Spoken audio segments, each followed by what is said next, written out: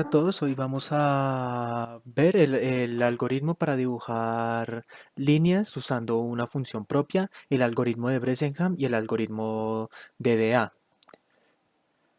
Para este caso vamos a iniciar inicializando las librerías que hemos utilizado en todos los videos anteriores, que es la librería Stream, la librería glut.h y la librería mat.h.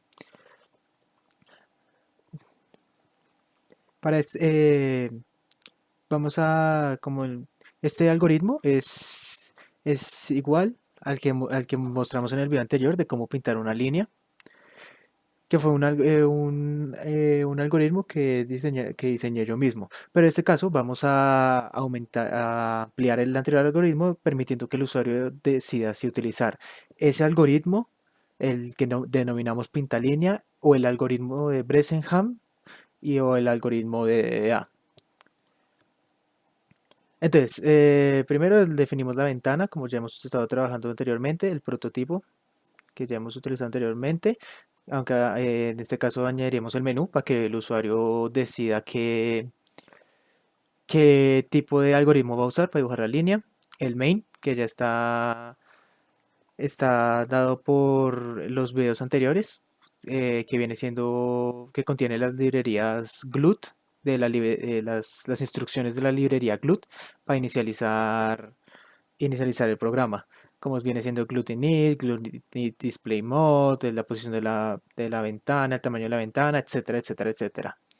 Este menú que trabaja con un switch un switch que está dado por el valor entero OPC que está dado por el usuario para llamar a las distintas funciones de funciones que contienen los algoritmos.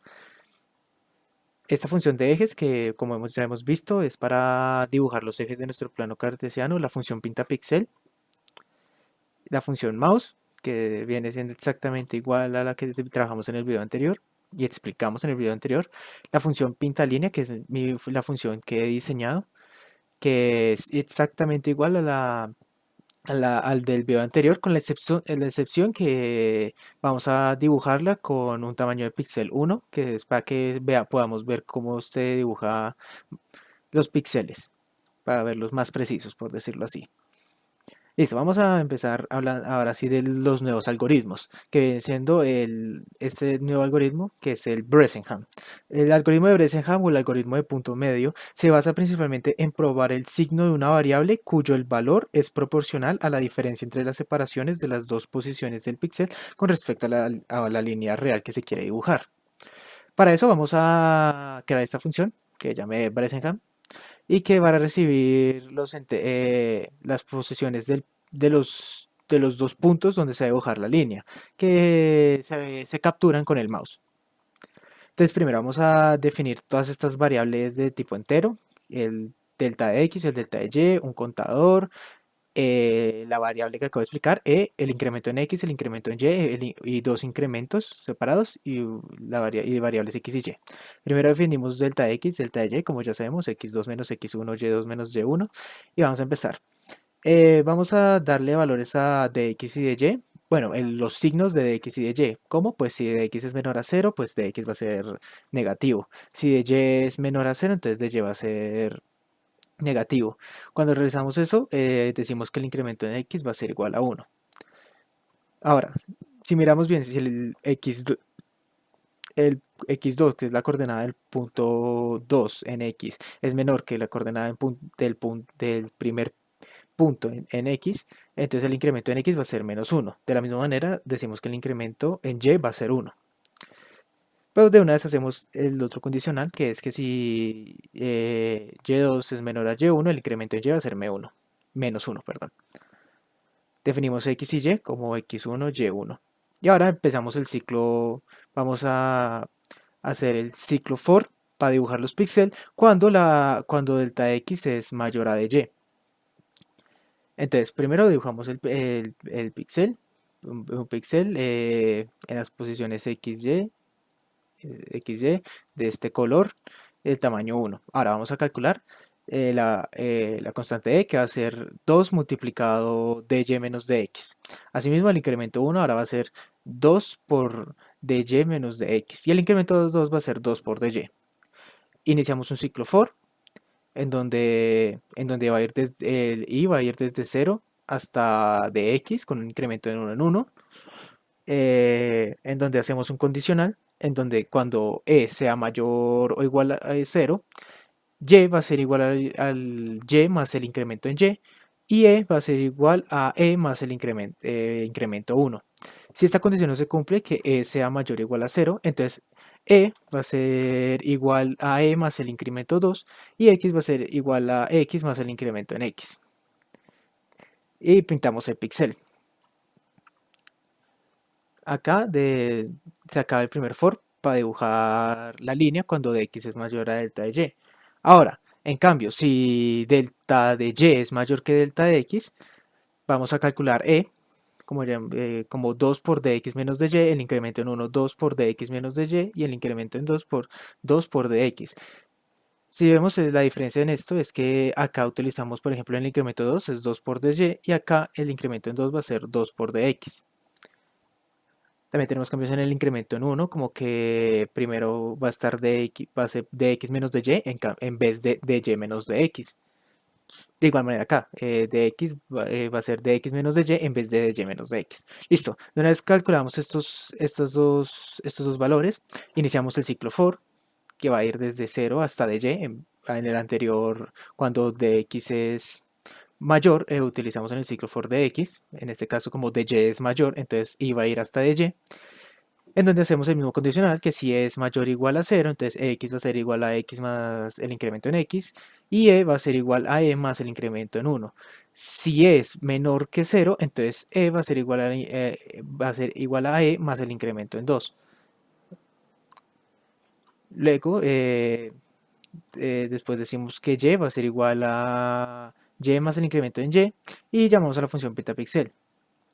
De esta manera, podemos dibujar líneas con pendientes, vamos a Bresenham, la opción 2, vamos a dibujar líneas con pendientes positivas, pendientes negativas, pendientes, a ver, tal vez ahí, sí, pendientes indeterminadas, o sea, que son paralelos al eje y pendientes paralelas al eje X. Pues ahora vamos a explicar la función de DDA, que también recibe 4 parámetros, que son las coordenadas de los dos puntos de la línea, que son capturadas por el mouse, x1, y1, x2, y2. Primero el DDA o el analizador diferencial digital se basa en la interpolación de los valores del intervalo de entre x1, y1 hasta x2, y2, de tal manera para poder dibujar todos los puntos que trazan esa línea, o bueno, todos los píxeles. Primero empezamos definiendo el, las variables de tipo float, que es el diferencial de x, el diferencial de y, xy y res. Además de las variables de x y de y. Definimos de x como el valor absoluto de x2 menos x1, de y como el valor absoluto de y2 menos y1. Primero asignamos el valor de x, de res, perdón, en donde si de x es mayor a delta de y, res va a ser de x. Si no, o sea, cuando delta de y sea menor a x, mayor a x, el residuo va a ser igual a y. Listo. Ahora, el diferencial de x va a ser x2 menos x1 sobre el residuo. Y el diferencial de y va a ser y2 menos y1 sobre el residuo. Si nos damos cuenta, estos valores han de oscilar entre menos 1 y 1. Primero, bueno, esto se puede quitar.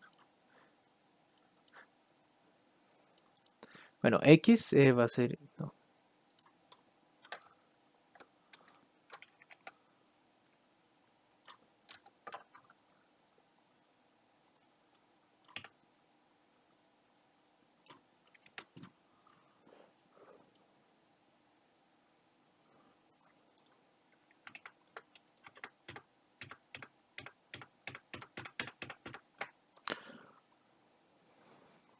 Bueno, ahora vamos a explicar el algoritmo de DA o pues como sus siglas significan, que es analizador diferencial digital. Este algoritmo se basa en interpolar los valores del intervalo x inicial hasta x final, y final, es decir, que va a calcular los puntos para dibujar nuestra recta. Primero, la función que va a recibir cuatro parámetros que son las coordenadas de los dos puntos que se toman con el mouse, x1, y1, x2, y2. Después vamos a inicializar las variables de tipo float, que es el diferencial de x, el diferencial de x, y, y el residuo. Asimismo, también las variables de tipo entero, el delta de x y el delta de y. Le damos los valores a delta de x y delta de y como el valor absoluto de x2 menos x1 y el valor absoluto de y2 menos y1 respectivamente. Después le damos el valor al residuo, que viene siendo si de x es mayor o igual a de y, el residuo va a ser igual a de x. Si no, el residuo va a ser igual a de y, o sea, cuando de y es mayor a de x. Después le damos el valor al diferencial de x, que viene siendo x2 menos x1 sobre el residuo, y el valor al diferencial de y, que es y2 menos y1 sobre el residuo. Esto con el fin de, bueno, primero, darnos cuenta que estos valores son de tipo float, por lo que es lo que tenemos una división, entonces tenemos que hacer que la conversión para que no se pierdan estos decimales. Definimos x y y como la conversión de x y 1 y y1. Esto con el fin de que cuando lo sumemos con el diferencial de x y el diferencial de y, como tenemos acá, que eso ya lo explicaré más adelante, no se pierdan los decimales, porque recordemos que si sumáramos un entero con una variable tipo float nos daría un entero, entonces estaríamos perdiendo decimales. Bueno, entonces hacemos la conversión de x1 y la conversión de y1 a float, la almacenamos en x y y. Ahora creamos el ciclo for para pintar los píxeles de nuestra recta o de nuestra línea. Entonces, creamos un contador que vaya desde i igual a 0 hasta el residuo con un incremento en 1 y 1.